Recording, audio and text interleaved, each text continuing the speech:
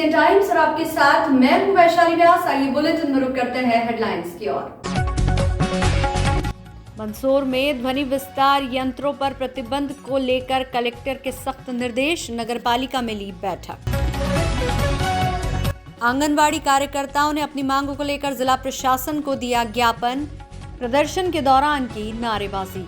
मंदसौर जिला प्रशासन ने संकेत दिए हैं कि शासकीय कार्यालयों में प्लास्टिक की पानी की बोतलें प्रतिबंधित की जाएगी। इसके साथ ही ध्वनि विस्तारक यंत्रों को लेकर भी सख्त कार्रवाई की जाएगी।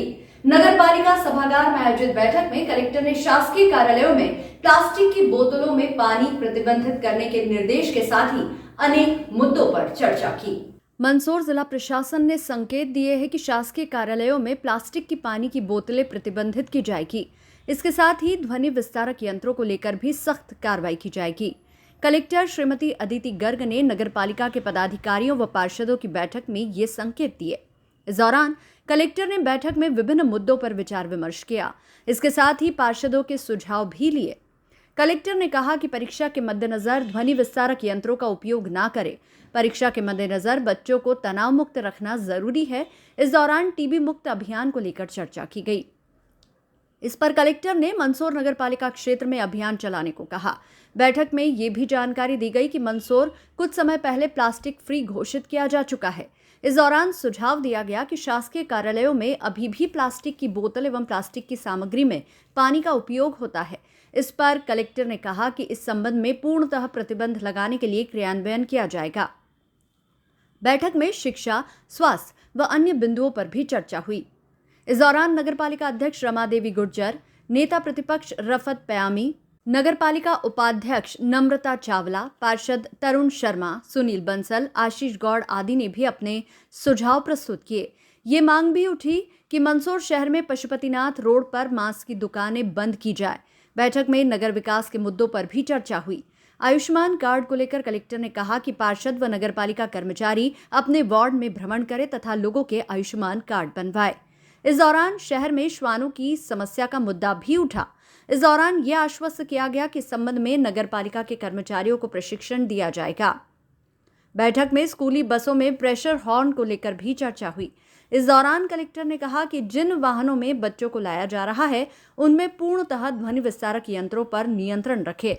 साइलेंसर हटाने पर कार्रवाई की जाएगी। स्कूली वाहनों के फिटनेस चेक किए जा रहे हैं। बैठक के दौरान सीएमओ सुधीर कुमार सिंह व अन्य अधिकारी भी मौजूद रहे।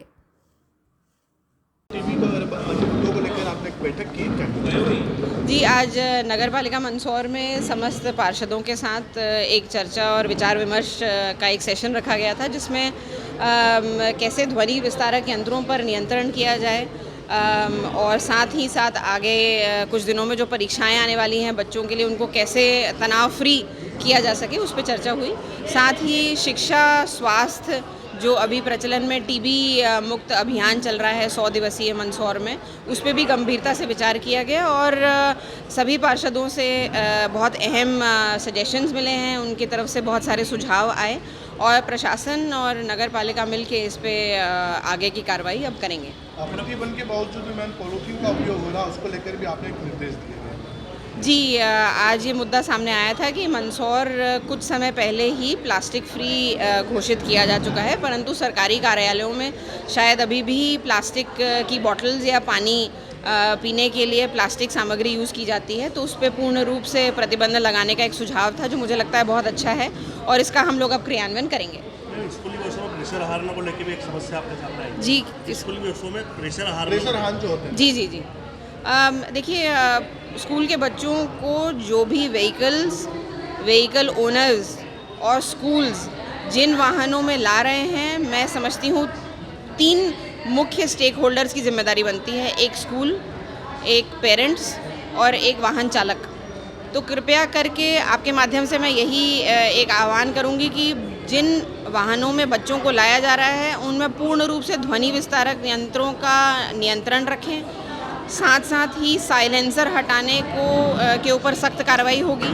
लाइसेंस ड्राइवर्स का चेक हो रहा है सभी जगह और बसेस और जो गाड़ियां हैं उन वाहनों के भी फिटनेस चेक किए जा रहे हैं। तो बच्चों को जिन वाहनों में लाया जा रहा है स्कूल से या छोड़ा जा रहा है उन पे सख्त नियंत्रण और कार्रवाई करेंगे हम लोग आगे के दिनों में। मंदसौर जिले की आंगनबाड़ी कार्यकर्ताओं ने अपनी मांगों को लेकर जिला प्रशासन को ज्ञापन दिया। इस दौरान प्रदर्शन कर नारेबाजी की।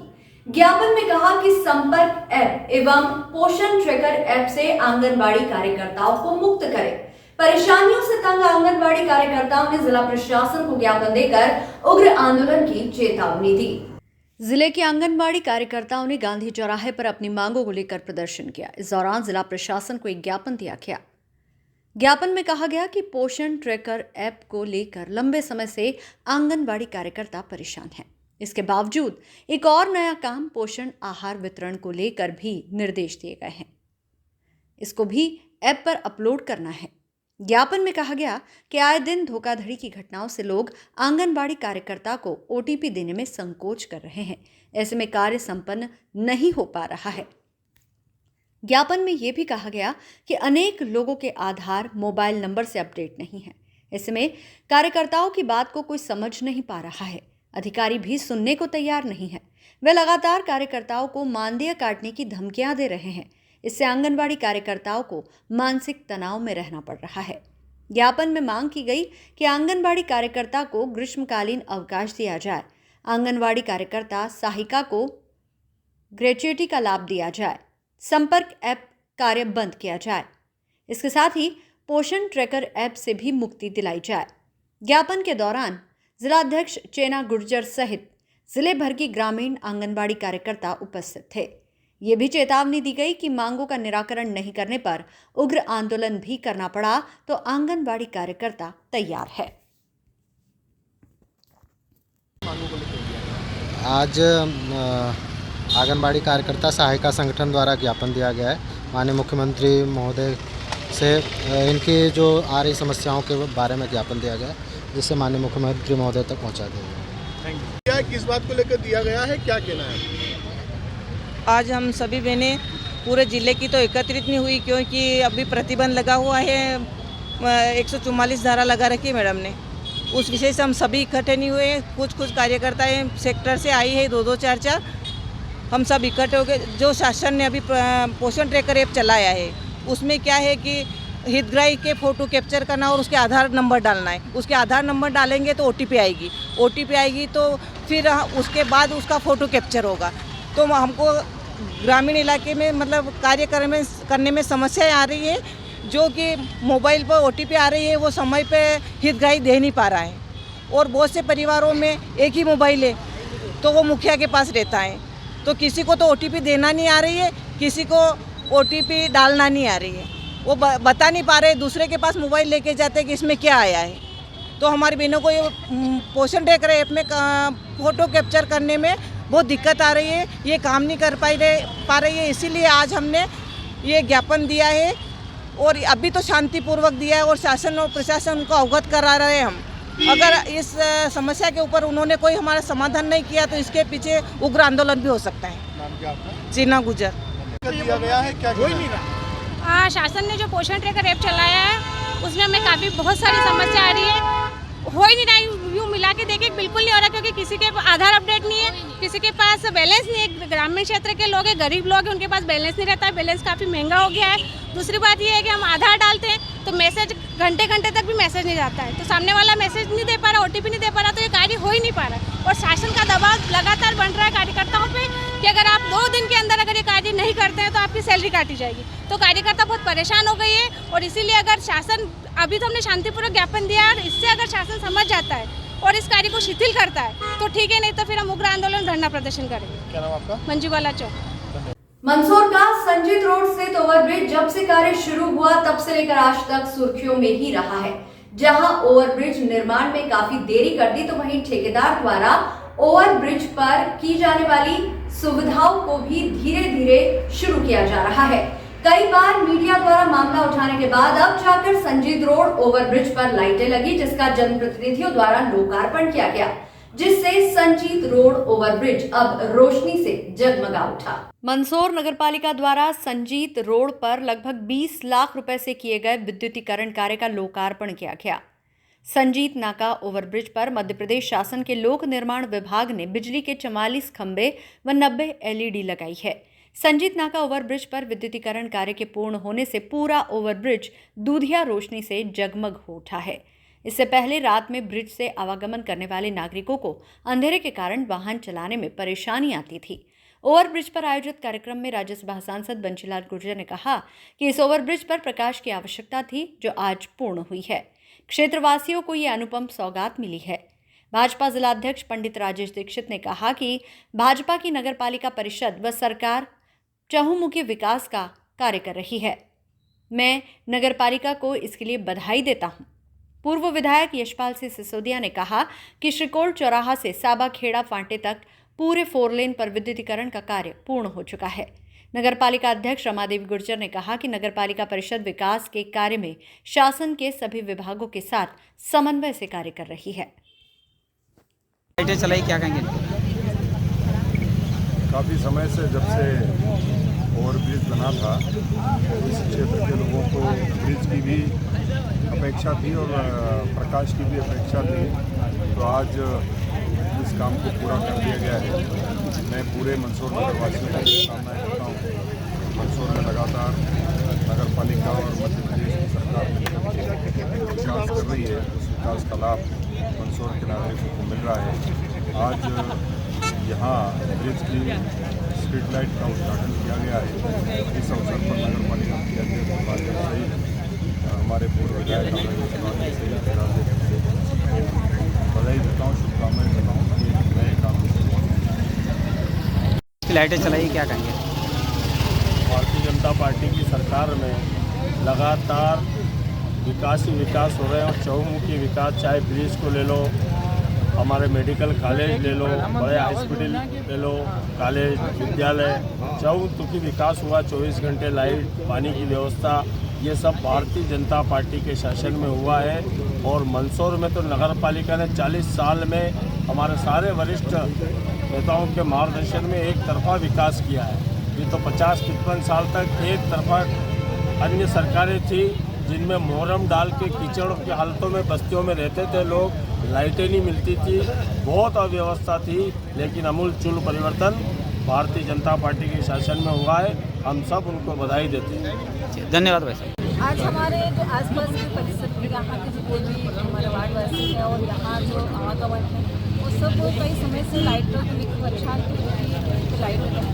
और आज इस अवसर पर हमारे हमारा सांसद थे, हमारे जिला और ये प्रयास जो हमारे विधायक जी यशपाल जी ने किया था और सांसद महोदय सबके प्रयास से ये ब्रिज बना और आज यहाँ लाइटें जो शुभारम्भ किया गया है हमारी पार्टी सबने मिल करके। और मैं सभी को शुभकामनाएं देती हूँ कि आप सब यहाँ पधारें और जो लोग यहाँ से आवाजाही है जिन्होंने अच्छा सुविधा भी दी है, इसलिए बहुत बहुत धन्यवाद।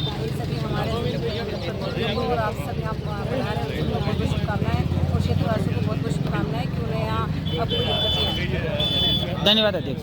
मंदसौर कोर्ट परिसर स्थित अभिभाषक संघ के कार्यालय से अभिभाषक संघ ने एक रैली निकाली जो कोर्ट परिसर में होते हुए प्रधान न्यायाधीश के यहाँ पहुंची, जहां सभी अभिभाषक संघ सदस्य ज्ञापन देने पहुंचे, जहां उन्होंने नवीन अधिवक्ता संशोधन अधिनियम 2025 का विरोध करते हुए प्रधान जिला एवं सत्र न्यायाधीश महोदय को ज्ञापन दिया। मंदसौर अभिभाषक संघ ने आज एक ज्ञापन श्रीमान प्रधानमंत्री महोदय भारत सरकार नई दिल्ली एवं श्रीमान विधि मंत्री भारत सरकार नई दिल्ली के नाम मंदसौर में प्रधान जिला एवं सत्र न्यायाधीश महोदय मंदसौर को ज्ञापन सौंपा, जिसमें नवीन अधिवक्ता संशोधन अधिनियम 2025 का विरोध करते हुए कहा कि भारत सरकार विधि मंत्रालय द्वारा अधिवक्ता संशोधन अधिनियम 2025 जो प्रस्तुत किया जा रहा है उस विधेयक के विरोध में अधिवक्ता संघ विधेयक का विरोध करता है, क्योंकि इस विधेयक में अधिवक्ता द्वारा न्यायालयों के बहिष्कार और हड़ताल पर रोक लगाने का प्रावधान किया जा रहा है तथा वकीलों के ऊपर अनुशासनात्मक कार्रवाई और निलंबन का प्रावधान किया जा रहा है, जो गलत है। प्रस्तावित संशोधन धारा 25A bar council of India की स्वायत्तता पर हमला किया जा रहा है, क्योंकि BCI में केंद्र सरकार द्वारा नामित सदस्यों की नियुक्ति का प्रावधान किया जा रहा है, जो गलत है।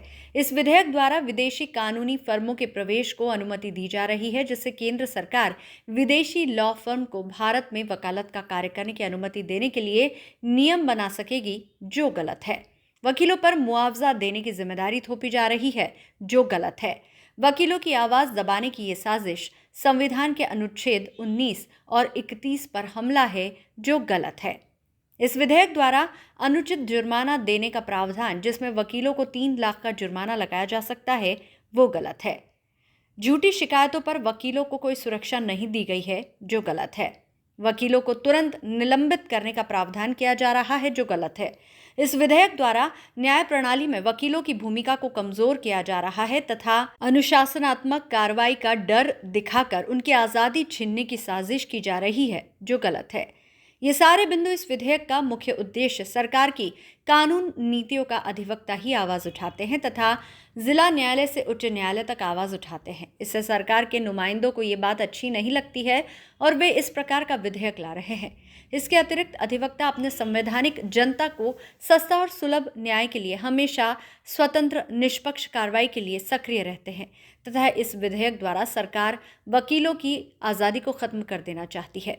अधिवक्ताओं के कल्याण के लिए कोई कानून सरकार नहीं बनाती, जूनियर वकीलों को कोई स्टाइपेंड नहीं देती है और जब वकील इन सब को लेकर धरना प्रदर्शन करते हैं तो ये सब सरकार को बुरा लगता है।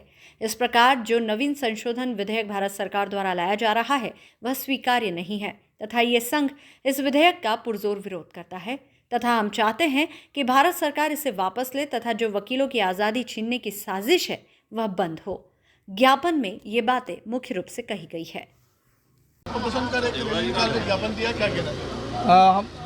केंद्र सरकार द्वारा जो अधिवक्ता संशोधन अधिनियम जो प्रस्तुत किया जा रहा है, जिसके तहत अधिवक्ताओं की स्वतंत्रता पर लगाम लगाने का प्रयास किया जा रहा है, अधिवक्ताओं को हड़ताल करने से प्रतिबंध किया जा रहा है, अधिवक्ताओं की झूठी शिकायतों पर उन्हें हटाने का प्रावधान और 3-3 लाख रुपए जुर्माने का जो प्रावधान किया जा रहा है, जो गलत है। अधिवक्ता हमेशा ही अधिकारों के लिए लड़ता रहा है, चाहे वो केंद्र सरकार हो किसी के खिलाफ हो। ये केंद्र सरकार को नागवार गुजर रहा है, इसलिए वो अधिवक्ताओं को प्रतिबंधित करने के लिए इस प्रकार का कानून ला रही है, जो गलत है। अधिवक्ता संघ इस कानून का विरोध करता है तथा पुरजोर विरोध करेगा। इसके लिए आज हम कार्य से विरत रहे और स्टेट बार और बार काउंसिल ऑफ इंडिया का डायरेक्शन हमें 23 तारीख को प्राप्त हो जाएगा। उसके बाद अनिश्चितकालीन हम हड़ताल भी करेंगे। हमने ज्ञापन में 9 बिंदुओं को उल्लेखित किया है और आप चाहेंगे तो हम आपको उस ज्ञापन की कॉपी भी उपलब्ध करा देंगे। इस देश में यदि भारत सरकार काम करना चाहती है तो ऐसे कई विषय हैं, ऐसी कई संस्थाएं हैं और ऐसी कई जगह हैं जहां सुधार करना चाहिए। हम तो वैसे भी जो है इस देश के संविधान का पालन करते हैं और संविधान में विश्वास रखते हैं, तो हम पर नियंत्रण करने का जो प्रयास किया जा रहा है वो सरासर गलत है और हम इसका विरोध करते हैं।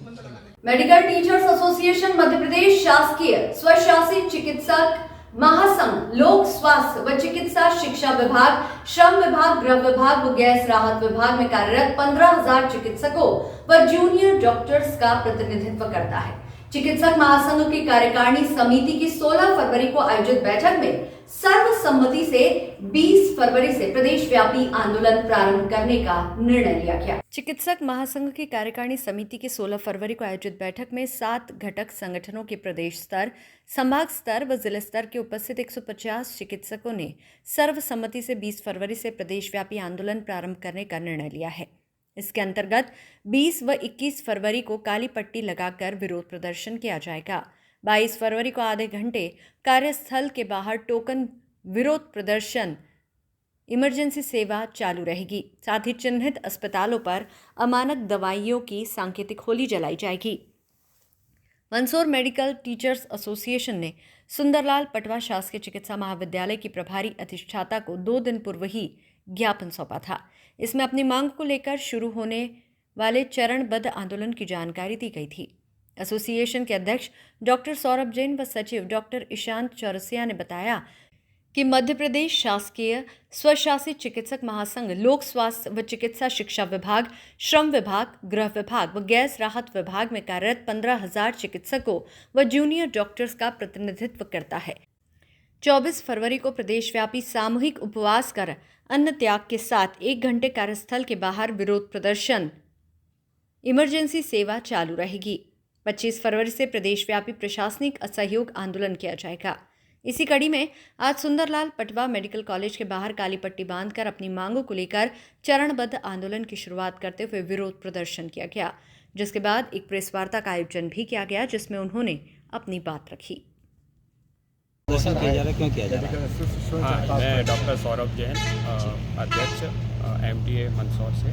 जी, देखिए, आज बहुत दुख का विषय है कि हमारी सरकार, जो कि डबल इंजन की सरकार कहलाती है जी, और मध्य प्रदेश में भी काफ़ी अच्छा काम कर रही है, मरीजों के लिए भी बहुत अच्छा काम कर रही है, लेकिन उसको हम डॉक्टरों की बिल्कुल भी चिंता नहीं है।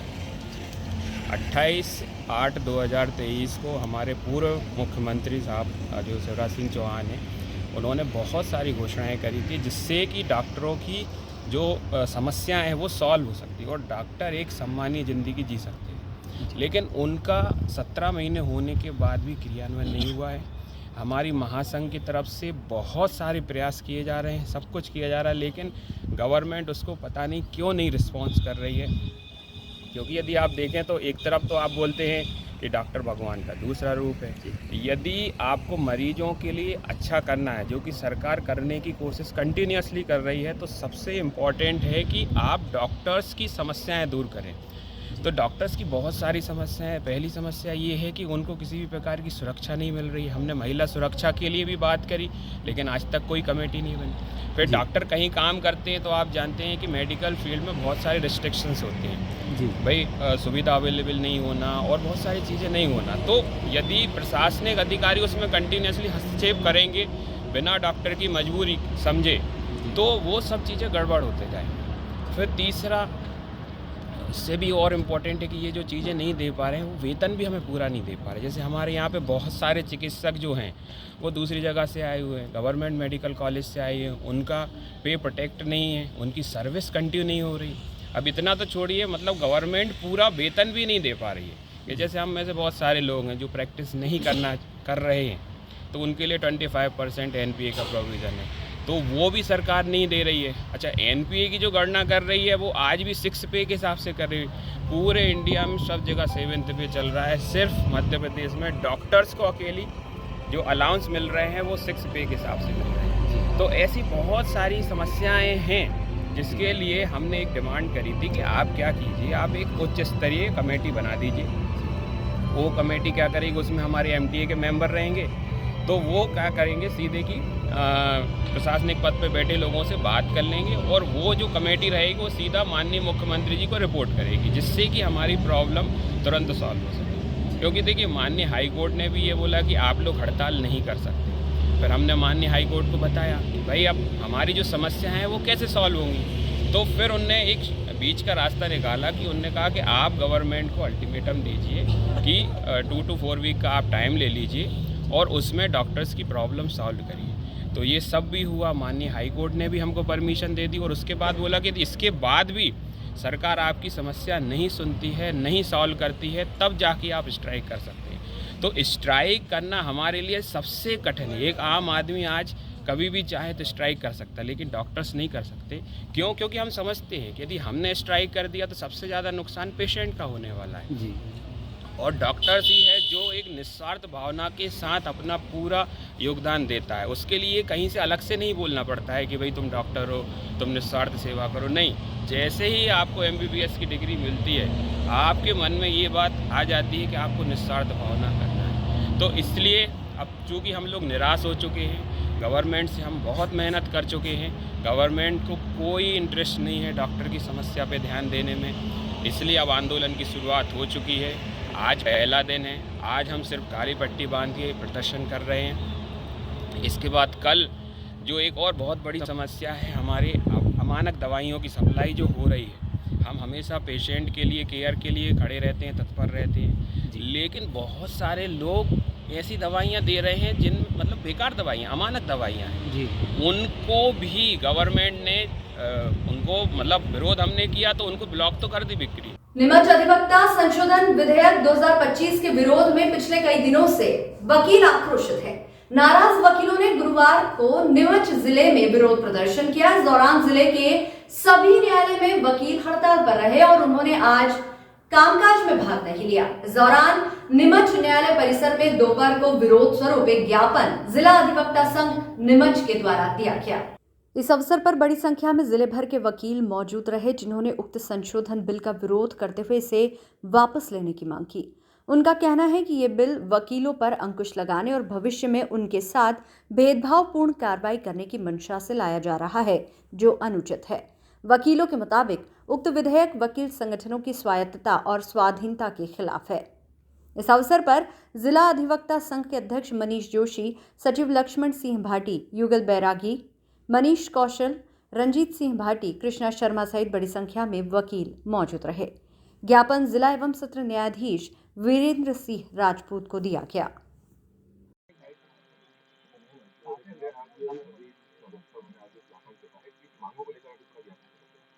देखिए, इस देश की आज़ादी में सबसे ज़्यादा महत्वपूर्ण अगर किसी का योगदान रहा तो वकीलों का रहा।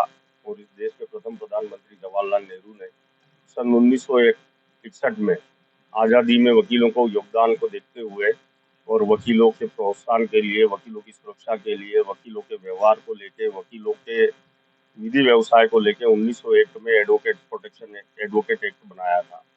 उस दिनांक से आज दिनांक तक एडवोकेट्स की कार्यप्रणाली में, उनके विधि व्यवसाय में सरकार का कोई हस्तक्षेप नहीं रहा। अब जो अधिवक्ता संशोधन अधिनियम विधेयक जो आ रहा है, उसके तहत सरकार ने ये प्रस्तावित किया है कि बार काउंसिल ऑफ इंडिया में 3 सदस्य सरकार के नुमाइंदे होंगे, जो पूरे भारतवर्ष के किसी भी अधिवक्ता को और अधिवक्ता संघ को मंजूर नहीं है। क्योंकि यदि सरकार के नुमाइंदे जब बार काउंसिल ऑफ इंडिया में जाके बैठेंगे तो निश्चित रूप से वो राजनीति को बढ़ावा देंगे और निश्चित रूप से इस बात से इनकार नहीं किया जा सकता कि वकीलों के विरुद्ध पक्षपातपूर्ण रवैया अपनाया जाएगा। इस काले कानून की एक विसंगति और ये है कि मध्य प्रदेश के अधिवक्ता विगत कई वर्षों से एडवोकेट प्रोटेक्शन एक्ट की लागू करने की बात कर रहे हैं। वो एडवोकेट प्रोटेक्शन एक्ट तो लागू नहीं किया जा रहा है, लेकिन अधिवक्ताओं के हितों के विरुद्ध ऐसे काले कानून इस केंद्र सरकार के द्वारा लाए जा रहे हैं, जिसके तहत यदि कोई भी पक्षकार एक वकील के खिलाफ झूठी भी शिकायत कर देता है तो उसके ऊपर 3 लाख तक का जुर्माना किया जा सकेगा। और मध्य प्रदेश बार काउंसिल या जो भी संबंधित स्टेट बार काउंसिल है, उसको ये अधिकार होगा कि वो तत्काल जो है वकील को तत्काल प्रभाव से अपने उससे निलंबित कर दे, उसकी सदस्यता निलंबित कर दे। तो इस तरीके से वकीलों की ताकत को कम करने का इस काले अधिनियम के तहत कार्य किया जा रहा है, जिसका हम पुरजोर विरोध करते हैं। साथ ही साथ हर अधिवक्ता को जो नामित सदस्य है, जो स्टेट बार काउंसिल का है, ऑल इंडिया बार काउंसिल का जो नामित सदस्य है, उसे हर 5 साल में अपनी मार्कशीट और अपने संपूर्ण दस्तावेजों का ऑडिट कराना होगा उसे। तो इस तरीके से वकीलों को केंद्र सरकार के द्वारा अपने नुमाइंदे बार काउंसिल ऑफ इंडिया में बिठा के उन्हें कमजोर करने का जो है काम प्रयास किया जा रहा है, जो किसी भी वकील को और किसी भी अधिवक्ता संघ को किसी भी कीमत पर वो मंजूर नहीं है। इसलिए मैं आपके माध्यम से, नीमच के मीडिया के माध्यम से केंद्र सरकार से आह्वान करता हूं कि इस काले कानून को वापस ले, और अगर यदि ये नहीं लिया गया तो पूरे ऑल इंडिया की, जिसमें हमारा अधिवक्ता संघ नीमच भी शामिल है, ये लड़ाई अनवरत जारी रहेगी। पर क्या मानते हैं कि इस कानून से वकीलों की स्वतंत्रता में सरकार निश्चित रूप से हमारे जो संवैधानिक अधिकार है उसको भी कम किया गया है, और सीधे सीधे केंद्र सरकार अब वकीलों के बीच में भी जो है अपना हस्तक्षेप बढ़ाना चाहती है, और इनडायरेक्टली रूप से वो न्यायिक प्रक्रिया को भी कमजोर करना चाहती है। आज हमने हमारे प्रधान जिला और सत्र न्यायाधीश महोदय को इस काले कानून के विरोध में ज्ञापन प्रस्तुत किया है, और आज पूरे नीमच जिले के अभिभाषक संघ इस काले कानून के विरोध में कार्य से विरत है। आज किसी भी न्यायालय में कोई भी वकील कोई भी कार्य करने के लिए उपस्थित। मध्य प्रदेश शासकीय स्वशासी चिकित्सक महासंघ के आह्वान पर प्रदेश भर के सरकारी डॉक्टर विरोध प्रदर्शन कर रहे हैं। आज से अपनी विभिन्न मांगों को लेकर सरकारी डॉक्टरों ने आंदोलन शुरू किया है। इसी कड़ी में गुरुवार दोपहर को नीमच जिला चिकित्सालय के ट्रॉमा सेंटर के बाहर चिकित्सालय में कार्यरत सभी चिकित्सक एकत्रित हुए। काली पट्टी बांधकर अपनी विभिन्न मांगों को लेकर विरोध प्रदर्शन किया गया। इस दौरान चिकित्सकों ने जमकर नारेबाजी की। दरअसल डॉक्टरों की प्रमुख मांग है कि चिकित्सक महासंघ के चिकित्सकों के मूलभूत विषयों का समयबद्ध निराकरण, नीतिगत तकनीकी चिकित्सकीय विषयों के निर्धारण में महासंघ के पदाधिकारी और विभागीय अधिकारियों को शामिल कर उच्च स्तरीय समिति का गठन किया जाए। चिकित्सा शिक्षकों को 7वें वेतनमान का वास्तविक लाभ और मूल वेतन का निर्धारण किया जाए। समयमान चयन वेतनमान के आदेशों का 1 माह में क्रियान्वयन किया जाना। राज्य शासन द्वारा चिकित्सकों के मंजूर समयमान चयन वेतनमान के 1.5 वर्ष पूर्व जारी आदेश का लाभ 1 माह में किया जाना। प्रशासनिक दखलंदाजी को लोक स्वास्थ्य एवं चिकित्सा शिक्षा जैसे तकनीकी विभाग से समाप्त किया जाना। लोक स्वास्थ्य और चिकित्सा शिक्षा जैसे तकनीकी विभाग में चिकित्सकीय विषयों में प्रशासनिक दखलंदाजी को समाप्त कर प्रशासनिक पदों पर तकनीकी विशेषज्ञ चिकित्सकों, चिकित्सा शिक्षकों को वरिष्ठता के आधार पर नियुक्ति प्रदान की जाए। चिकित्सकों और जूनियर डॉक्टर्स को कार्यक्षेत्र में सुरक्षा और बेहतर वातावरण उपलब्ध करवाया जाए। इस दौरान ट्रामा सेंटर के बाहर वरिष्ठ चिकित्सक डॉक्टर संगीता भारती, डॉक्टर विजय भारती, डॉक्टर निरुपमा झा सहित बड़ी संख्या में चिकित्सक मौजूद रहे। को नीमच चिकित्सक महासंघ की तरफ से सबको मेरा नमस्कार। ये जो सभी चिकित्सक एकत्रित हुए हैं, ये मध्य प्रदेश चिकित्सक संघ के द्वारा जो हमारे 7 घटक दल हैं, उसमें मध्य प्रदेश के सभी चिकित्सकों को एक मंच के नीचे लाया गया है, जिसमें 7 घटक दल हैं। जैसे अभी तक हमारे सारे बहुत अलग अलग दल हुआ करते थे, लेकिन अब जितने भी चिकित्सक हैं, जैसे जिला अस्पताल के चिकित्सक, मेडिकल कॉलेज के चिकित्सक और पेरीफेरी के सभी शासकीय और स्वशासी सभी प्रकार के जितने भी चिकित्सक हैं जो शासन के अधीन काम करते हैं, स्वशासी या अर्धशासकीय, तो सभी चिकित्सक एक मंच के नीचे आ गए। जो 7 घटक दल हैं सभी एक साथ काम कर रहे हैं और हम सभी की कुछ बहुत बेसिक मांगे हैं जो शासन से हमारी बहुत दिनों से मांग चल रही है, जिस पे कोई सुनवाई नहीं हो रही है। तो इसलिए हम लोगों ने निर्णय लिया है कि अभी हम जो आज तारीख 20 से हम लोग सांकेतिक विरोध प्रदर्शन कर रहे हैं, जिसमें हमारी जो प्रमुख मांगे हैं वो हमारा ये है कि जो हमारा चिकित्सा संगठन है जो पूरा, तो इसकी जो बारीकियां होती है वो चूँकि शासन और चिकित्सा का जो है बहुत डिफरेंट चीज़ें हैं, उनको समझना काफ़ी कॉम्प्लिकेटेड रहता है। तो हमारी सबसे प्रमुख मांग है कि हमारा एक हाई कमेटी गठित की जाए जो हमारी बातों को आसानी से समझ सके।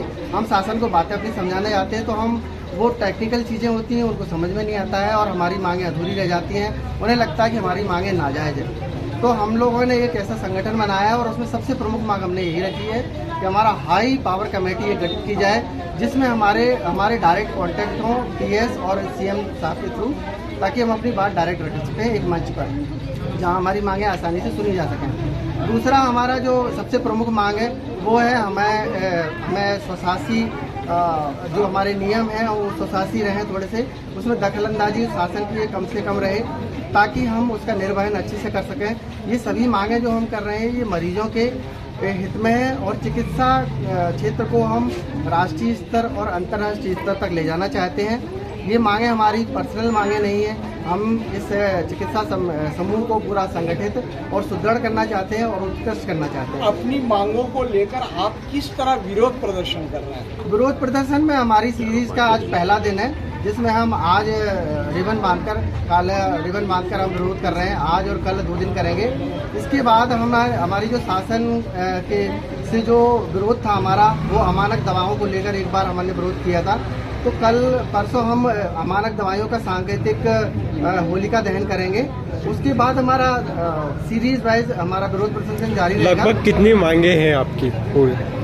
मांगे हमारी फिलहाल में 5 सूत्री मांगों का है, जो कि मेन 5 मांगे हैं, जिसमें सबसे पहले हमारा एक संगठन हमें एक प्लेटफॉर्म मिलना चाहिए जहां हम अपनी बात रख सकें और समझा सकें। अभी हमारे पास कोई एक ऐसा प्लेटफॉर्म नहीं है जहां हम अपनी मांगों को रख सकें। हम बिखरे हुए थे, अभी हम एक हो चुके हैं पूरे। और क्या मांगे हैं मुख्य आपकी? मुख्य मांगे हमारी मतलब तो यही है मेनली कि अभी हम लोगों को एक उच्च स्तरीय हमारे पर्सनल लाभ नहीं है इसमें, मतलब मैं आपको मेन संदेश ये देना चाहता हूँ, क्योंकि जैसे अमानक दवाइयाँ हैं वो। मेरा नाम डॉक्टर ब्रिजेश स्वरूप है। कि आपकी मुख्य मांगे हैं? देखिए हमारी 5 सूत्री मांगे, जिसमें पहली मांग ये है हमारी कि एक उच्च स्तरीय कमेटी बननी चाहिए, गठित होनी चाहिए, जिसमें टेक्नोक्रेट्स रहें जो जानते हैं मेडिकल फील्ड को, वो लोग रहें और वो उसको बता पाएँ। जो हमारे CM साहब हैं, जैसे जो भी नीति निर्माता है उनको बता पाएँ ऐसे लोग।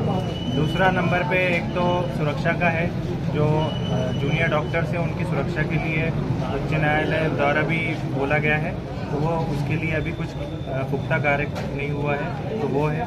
तीसरा है जो हमारे समयमान वेतनमान है उसको लेके है कि उसके लिए आदेश पारित हो गए, पर अभी तक डॉक्टर्स को भूमि पे मतलब लाभ नहीं मिला है उसके लिए। और इसके अलावा चौथा हाँ DSCP है हमारा, कुछ नहीं बाकी। मेरा नाम डॉक्टर पुनीत कुमार है। नीमच जिले के जिरन थाना क्षेत्र अंतर्गत आने वाले गांव कुचड़ोद में उस समय सनसनी फैल गई जब एक 35 वर्षीय युवक के द्वारा अज्ञात कारणों के चलते फांसी लगाकर आत्महत्या कर ली गई। ये घटना गुरुवार सुबह की है, जब दिनेश गिरी पिता रामेश्वर गिरी नामक युवक ने अपने घर के पास बने रिश्ते के चाचा के पशुओं के एक बाड़े में टीन शेड के लिए लगाई गई लोहे की बल्लियों पर रस्सी से फंदा बांधकर आत्महत्या कर ली। घटना की जानकारी परिजनों को तब हुई जब सुबह पड़ोसी अपने बाड़े में पशुओं का दूध निकालने के लिए गया। इस दौरान उसने युवक को लटका देखा, जिसकी जानकारी परिजनों और ग्रामीणों को दी। सूचना पर पुलिस मौके पर पहुंची और युवक के शव को फंदे से उतारकर पंचनामा बनाया गया और शव को निजी वाहन से नीमच जिला चिकित्सालय लाया गया, जहां डॉक्टर ने जांच उपरांत उसे मृत घोषित कर दिया। वहीं मृतक के शव का गुरुवार सुबह नीमच जिला चिकित्सालय में परिजनों की मौजूदगी में पोस्टमार्टम किया गया। पोस्टमार्टम के बाद शव परिजनों के सुपुर्द कर दिया गया है। मामले में पुलिस ने मर्ग कायम कर जांच शुरू कर दी है।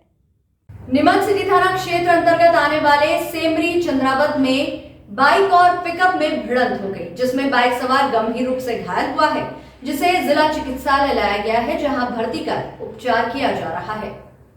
जानकारी अनुसार बाइक सवार मंगेश पिता जुझार भील निवासी ऊपरवाड़ा हाल मुकाम मोड़ी अपनी बाइक पर सवार होकर सरवानिया से मोड़ी जा रहा था। इसी दौरान सेमली चंद्रावत में एक पिकअप वाहन ने बाइक सवार को टक्कर मार दी, जिसके चलते बाइक सवार मंगेश भील गंभीर रूप से घायल हो गया। सड़क हादसे की सूचना मिलते ही तत्काल 108 एम्बुलेंस के EMT राहुल पाटीदार व पायलट अशोक मालवीय मौके पर पहुंचे और घायल को जिला चिकित्सालय लाया गया, जहां घायल को भर्ती कर उपचार किया जा रहा है। बताया जा रहा है कि पिकअप चालक बाइक को टक्कर मारने के बाद मौके से फरार हो गया है। इस बुलेटिन में फिलहाल इतना ही। लगातार न्यूज अपडेट्स के लिए देखते रहिए SBCN टाइम्स। नमस्कार।